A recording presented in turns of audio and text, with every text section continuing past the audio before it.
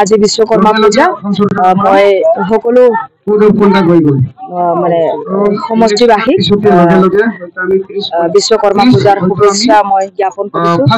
লগতে আজি মোৰ বাৰ্থডেও, বাৰ্থডেৰ যথেষ্ট উইচ আহিছে, সকলোকে মই ধন্যবাদ দিওঁ। আৰু বিশ্বকৰ্মা পূজাৰ শুভেচ্ছা মই সকলো পৰিয়ালতে সকলো বিটিয়াৰ বাসীকে মই দি আছো, লগতে অসমবাসীকো দি আছো। সকলো পৰিয়ালে যাতে মানে সুখে শান্তিয়ে থাকে, বিশ্বকৰ্মাই আমাৰ পৰিয়ালত শান্তি একতা আৰু মৰম লৈ আহে। প্ৰতিদ্বন্দ্বী বুলি মই ইমান সেইবিলাকক মই নমা নাই। মোৰ এটাই টাৰ্গেট, মানে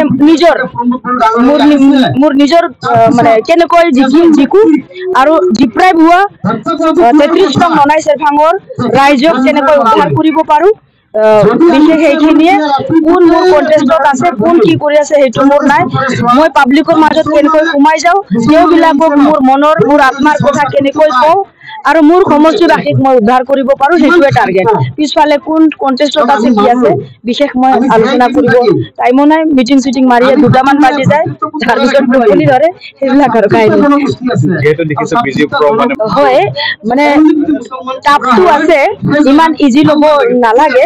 তথাপিতো যিটো কষ্ট মানে এতিয়া কৰিব লাগে, সেইখিনি পুৰা টিমে আমি লাগি আছো। মানে আমাৰ পুৰা 100% আমি লগাই দিছো আমাৰ মনৰ কথাটো পাব্লিকত লৈ যাবৰ কাৰণে। এতিয়া TMCৰ যদি কথা পাতো, তেতিয়াহ'লে এটা যিটো TMC কি কৰিব আপোনালোকে নিজে ভাবক। TMCৰ ইয়াতে কি আছে? চিটটো ফাইনেলি UPPL দলৰে হ'ব। আমিতো আজিৰ ডেটত 26-27টা চিট আমি জিকি আছো। তেনে ক্ষেত্ৰত আমি একক গৰিষ্ঠতা চৰকাৰ বনাব গৈ আছো। কিন্তু কথাটো হ'ল এই একক গৰিষ্ঠতা চৰকাৰত 33 নং ননাই চেৰফাং তাতে মহিলা কেণ্ডিডেট, আমি যিহেতু 33% মহিলা ৰিজাৰ্ভেশ্যন লাগে বুলি কথা পাতি আছো। তেনে ক্ষেত্ৰত 2টা চিট প্ৰমোদ বড়ো ছাৰে দিছে, তাতে আমি জিকিবৰ কাৰণে 100% লগামেই, কাৰণ আমাক 33% লাগিবই।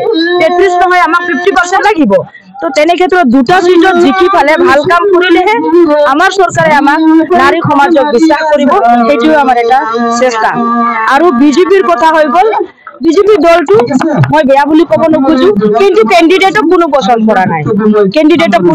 কৰা নাই, যাৰ কাৰণে আজি TMC ইয়াতে আহি গৈছে। নহ'লে কেণ্ডিডেট যদি ঠিক থাকিলে হয়, তেতিয়াহ'লে TMC আজি ইয়াত নাহিলে হয়। তো সেইবিলাক কথা ইয়াতে আছে, বিজেপিৰ ইয়াতে হল নাই। বিজেপিৰ মাবিলাকে মোৰ লগত যোগাযোগত আছে আৰু কৈছে কি কেণ্ডিডেট য'ত ভাল, আমাৰ মাৰ কথা আছে, এইবাৰ আমি মাবিলাকৰ লগতে থাকিম, এনেকুৱা ধৰণৰ এটা কথাবিলাক চলি আছে। আৰু BPF হয়, আৰু BPFৰ কথা কম, BPFটো 4 নম্বৰত থাকিব, কাৰণ হাগ্ৰামাৰ আৰু ইয়াতে নাঙল চাঙল ভাঙি গ'ল। যিটো BTR একৰ্ডৰ শান্তি যিটো চুক্তি, এই শান্তি ৱৰ্ডছটো চবে ভাল পায়।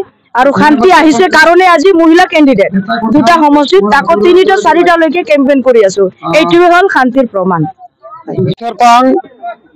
APPL ব্লক কমিটি হিচাপে আমি সম্পূৰ্ণ প্ৰস্তুতি আৰু মাৰিম তপ হিচাপে তেওঁ জিকি যোৱাটো খাটাং হৈ আছে।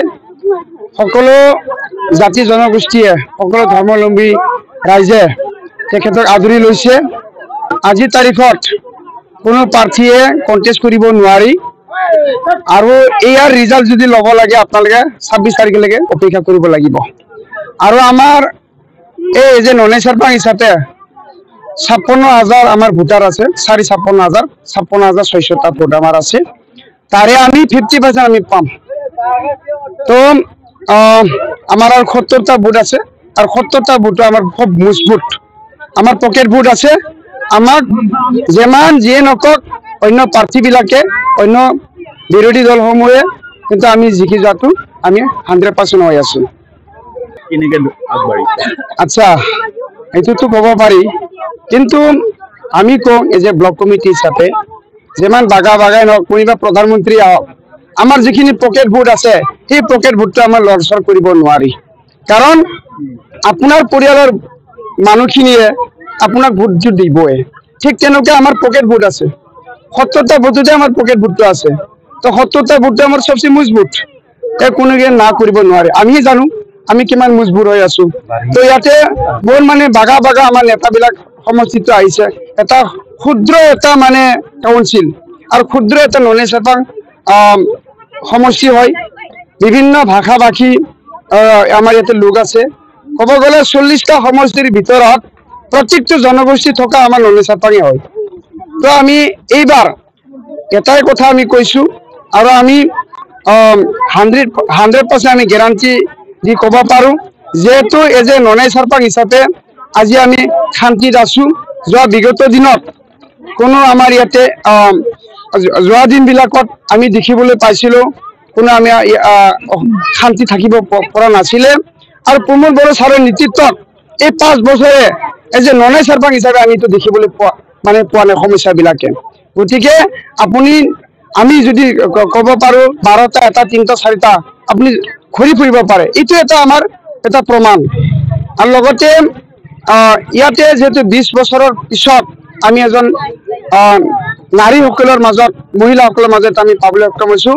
আৰু মাৰিম তপু এনেকুৱা এজন ব্যক্তি, তেখেত এজন সমাজসেৱক ব্যক্তি হয় আৰু তেখেতৰ লগত তুলনা কৰিব পৰা এজনো মানে প্ৰাৰ্থী নাই ইয়াতে, কাৰণ তেখেতে এজন সমাজসেৱক ব্যক্তি আছিলে। তেখেতে NGO থাকি বিভিন্ন ধৰণৰ সমাজৰ কাম কৰিছিলে। এটা সময়ত তেওঁ ষ্টুডেণ্ট ইউনিয়নৰ আৱাৰটো তেখেতে আছিলে। এই সময়তে তেখেতে সমাজসেৱাৰ যথেষ্ট কাম কৰিছিলে, য'ত যিসকল দুখীয়া দৰিদ্ৰ মানুহসকল তেখেতে সহায় কৰিছিলে। য'ত খাব পোৱা নাছিলে তাতে তেওঁলোকে দুখীয়া দৰিদ্ৰক তেখেতে নিজৰ পকেটেৰে তেওঁ মানে সহায় কৰিছিলে। য'ত মানে হাতী ঘৰ ভাঙিছিলে তাতে গৈ তেখেতৰ ঘৰৰ মানে য'ত মানে গৰু ছাগলী কোনোবা দিনা তেওঁ বিক্ৰী কৰিও আমি 1000-500 টকা আমি দিয়া দেখিবলৈ আমি পাইছোঁ। সেয়া আজিৰ তাৰিখত আমাৰ আই মাতৃসকলে কিয়নো 20 বছৰৰ মূৰত আমি দেখিবলৈ পাইছোঁ আৰু পাবলৈ সক্ষম হৈছোঁ। প্ৰমোদ বড়ো ছাৰে নাৰীসকলক যে সন্মান কৰে তাৰে এটা প্ৰমাণ। গতিকে এই মহিলাসকলক সন্মান কৰাৰ অৰ্থে এইবাৰ মহিলাসকলক এই ননী চাৰপাঙত মহিলা প্ৰাৰ্থী ইয়াতে দিছে। আৰু মহিলাসকলে সঁচাকৈ আই মাতৃসকলে তেখেতক আদৰি লৈছে। ঘৰে ঘৰে UPPL, ৰাস্তা ঘাটে UPPL, বজাৰে ঘাটে UPPL আৰু গাঁৱে গাঁৱে UPPL আৰু জিকাটো যে 100% হৈ আছে।